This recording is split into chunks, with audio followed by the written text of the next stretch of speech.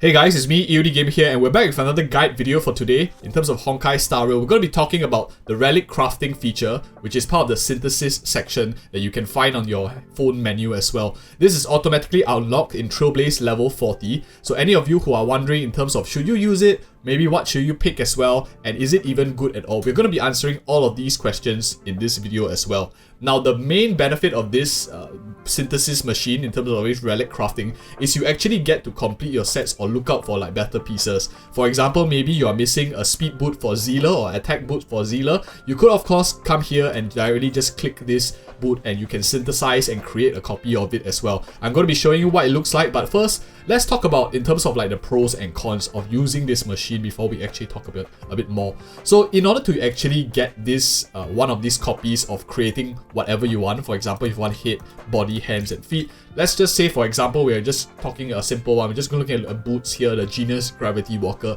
In order to get these boots, we actually need to exchange for Relic Remains. We need 100 Relic Remains, and let me just go into the inventory real quick. So how do we get the Relic Remains? So for those of you who don't know, maybe you haven't utilized this section, you can actually click this salvage section here and you'll go into all your unused relic gear as well. For example, once we select in this 5-star relic for example, you can see on the bottom right here it has this salvage for 10 Relic Remains. If for example we just click purple and blue, you can see that it's 2 EXP materials for purple and 1 for in terms of a blue a glove as well, in terms of a blue tier gear. So this is an example of like the scaling, and in order for us to actually get the full roll, we actually need a total of like 10 of these Relic Remains in order to actually form them. But because I already have on my account, I already have 10, so I'm just gonna go ahead and do another 90. Now, do I recommend it? In actual fact, I actually don't. I'll explain why in a little bit early on, but I'm just going to sacrifice my account and some of my progression for the sake of some information for us as well. I think it's very useful in order to educate us. And if you do appreciate my sacrifice, do like and subscribe for more of such future content as well.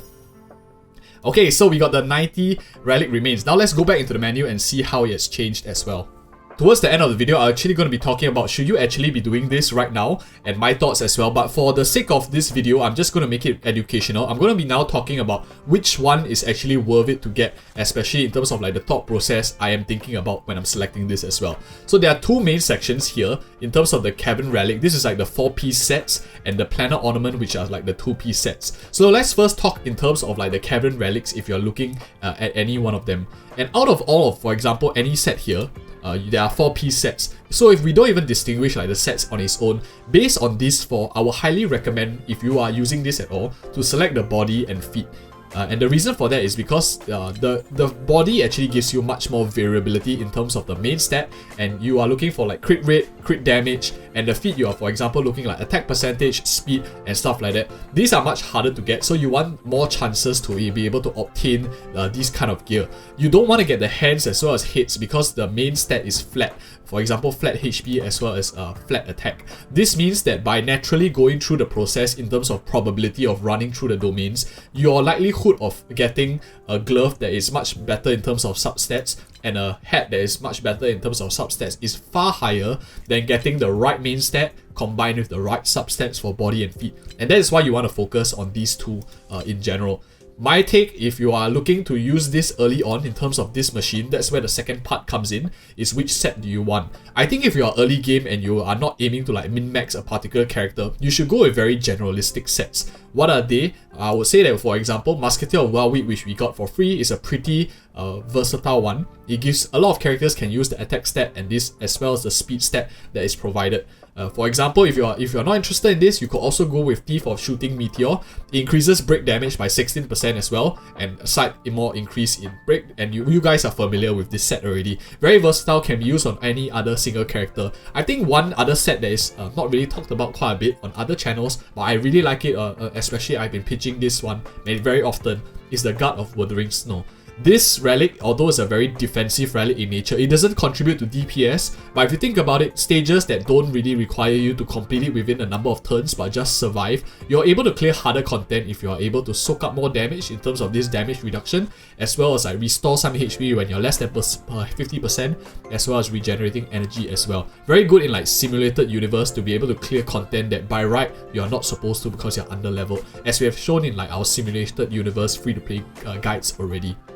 So I think this is pretty underrated, can be used by almost any single character in the game. As long as you take damage and you need energy and you want to heal up your HP, this is a universal set. So in my opinion, you want to look for like universal sets that anyone can use. Even sets, for example, like Passerby Wonder Cloud as well as Knight of Purity Palace is slightly more niche because the number of characters that can actually utilize healing as well as defense is a much smaller proportion compared to those that utilize attack. And of course, like sets like the elemental sets, like this ice one, the fire damage one, imaginary one, and so on and so forth, are a little bit more niche, unless of course you're going for like a 4-piece set. For example, maybe the Eagle of Twilight Lane with this action, advance, and ultimate. That's a little bit more niche, but early on, I don't think we want to focus on that. We want to have the highest efficiency because we are trading 10 5-star relics that are not very useful for these ones as well. And in terms of the body of feat, I think it's more or less even in terms of the early game. Personally, my preference would be to find more speed equipment quicker, so I'll definitely be liking to go for the feat. Body is mainly, I would say, I'm looking more for like crit rate as the main stat, and that is quite difficult to find as well. Whereas for feat, if you get a defense boot, you get an attack boot, you still can use it on some characters as well, especially since this is more of a defensive set. So defense percentage could be used, for example, like Fire MC. Attack percentage could be used for like even characters like Herta who rely on follow-up attacks rather than using in terms of speed. So those are like some things I'm considering when I'm actually selecting which one to pick.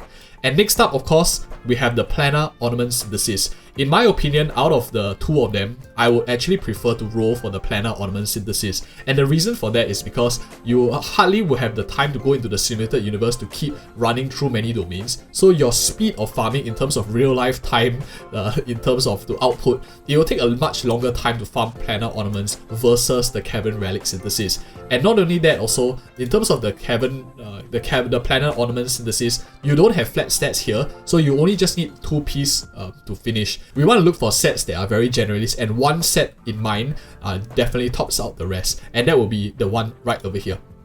This Inert Salsoto, in my opinion, is like the number one by far, and that's because it increases a crit rate by 8% unconditional, and even gives a pretty useful after effect where if your crit rate is higher than 50%, the ultimate and follow-up attack damage increases by 15%. Everyone that does damage in their ultimate can use this. Follow-up attack maybe not so much, and if you compare to the Celestial Differentiator, which is a much more late game gear because it's crit damage, and we generally don't have crit rate, that high crit rate until much later on when our substats become more or less perfect.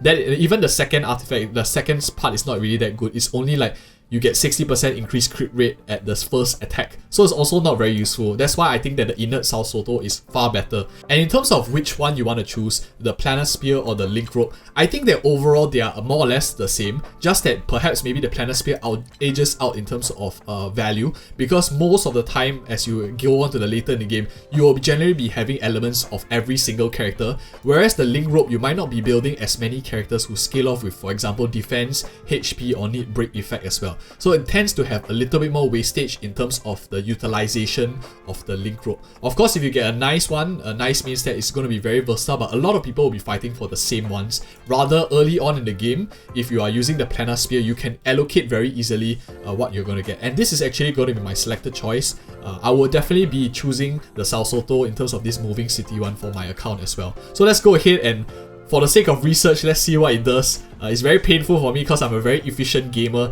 I don't really like doing things that I know is inefficient as well. And if you guys appreciate such content, do like and subscribe for more of such future content as well. Okay, let's see what we got. So okay, it's pretty decent. It's a fire damage boost one, which means a character, for example, like Fire MC or even Asta can also use it with a pretty nice break effect as well. 5-star stats always welcome, together with additional crit rate. Definitely a good pickup as well. Now, then let's talk about the last part. Is it worth it in terms of trading 10 5-star relics into one of these random one? I could have gotten like attack, percentage attack for this one, and it will be totally wasted, or maybe not totally, but maybe slightly wasted as well. So okay, in order to figure out whether it's actually worth it or not, let's see what's the value in terms of EXP that one 5-star relic will bring compared with like purple and blue relics, to actually see what's the ratio, because we can't just determine whether it's worth it or not without understanding like the ratio of what the value is outside of this Relic Remains. Alright, so let's go into this one that we just got for our account. So what I'm going to do is I'm just going to click on enhance here, and I'm going to show you the differences in terms of EXP that a gold tier 1 as well as like purple and blue tier 1s provide. So blue, as we know, some of you might have already found out, it gives 500 EXP per blue gear that we are throwing it into the relic. So if you put a purple, for example, it's double, that's 1000, and if you throw a gold tier 1, that is 1500. So the scaling is like,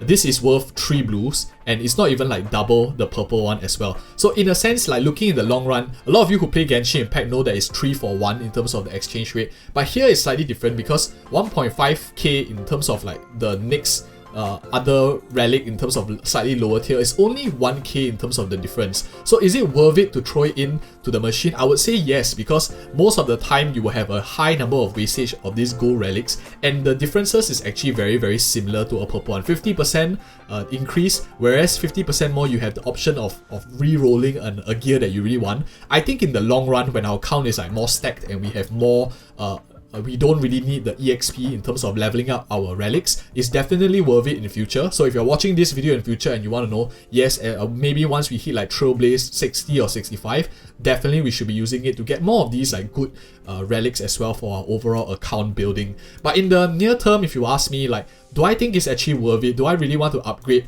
my gear? Do I really want to like get rid of this 5-star gear if I wasn't making this video? Honestly, I wouldn't. I want to like level up gear like this and this just to get that main stat up real quick so that I can extract more value for my overall account as well. Because as you can see here, most of the gear that my team is using or my characters are using are nearly all zeros still. So in the early game, you don't want to waste EXP, just put them in, use the gold tier ones to bring them up, get more damage outgoing, clear the memory of chaos and stuff that reset also frequently. And that is, in my opinion, like how we should all move forward in terms of using this thing. But in future, I do think it's definitely tremendous tons of value. And if you found this video helpful and educational as well, do give us a like and subscribe for more of such future content too.